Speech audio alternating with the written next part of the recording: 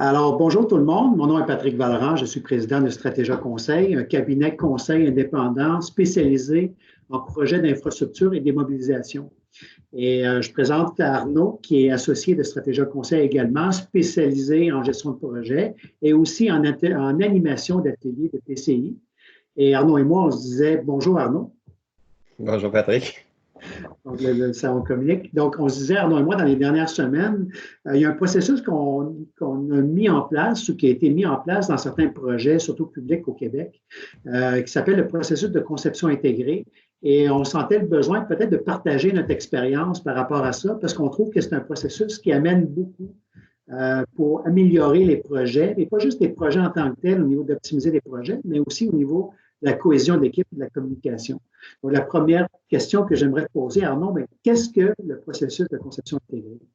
Parfait. Le processus de conception intégrée, en quelques mots, en fait, c'est un processus de collaboration qui se matérialise par des ateliers multidisciplinaires dans lequel on fait venir plusieurs personnes vraiment au début des projets pour bâtir le meilleur projet, concevoir de la bonne façon. Alors, contrairement à des projets plus standards où souvent les ingénieurs et les architectes sont les concepteurs principaux et les gens qui vont avoir à utiliser le bâtiment sont impliqués pas mal trop tard dans le processus.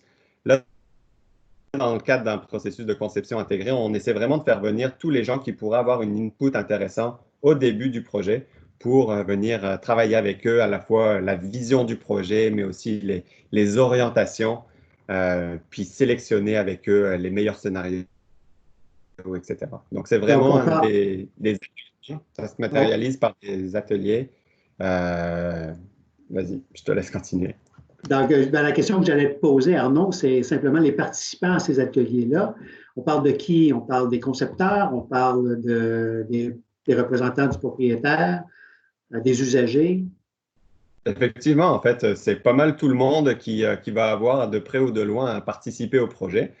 Donc, effectivement, les concepteurs sont présents, les architectes, les ingénieurs, les usagers qui vont avoir à utiliser le bâtiment, les personnes de maintenance, le client au niveau finance.